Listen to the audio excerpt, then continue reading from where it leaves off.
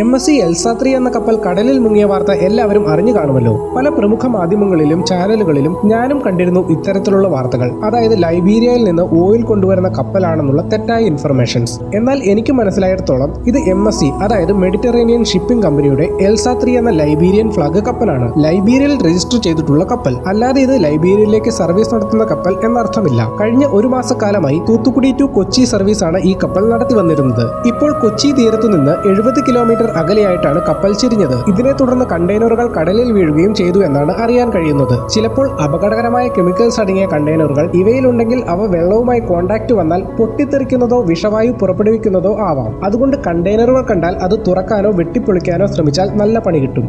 അതുപോലെ തന്നെ കപ്പലിലെ ഇന്ധനമാണ് VLSFO, very low sulphur fuel oil. കപ്പൽ മുങ്ങുമ്പോൾ ഇന്ധനവും കടലിൽ പടരുന്നു. ഇത് വെള്ളം മലിനമാക്കുകയും കൂടാതെ ജീവജാലങ്ങൾക്കും മറ്റും അപകടകരവുമാണ്. ഇനി എന്തുകൊണ്ടാണ് കപ്പൽ മറിഞ്ഞതെന്ന് ചോദിച്ചാൽ എനിക്ക് തോന്നുന്നത് കപ്പലിൽ എവിടെയെങ്കിലും ഹോൾ വീണ് ഫ്ലഡിംഗ് ആയതാവാം കാരണമെന്ന്, അല്ലെങ്കിൽ വേറെ എന്തോ സംഭവിച്ചിട്ടുണ്ട്. ശരിയായ കാരണം കപ്പലിലെ ജീവനക്കാരോട് തന്നെ ചോദിച്ചാലേ അറിയാൻ സാധിക്കൂ.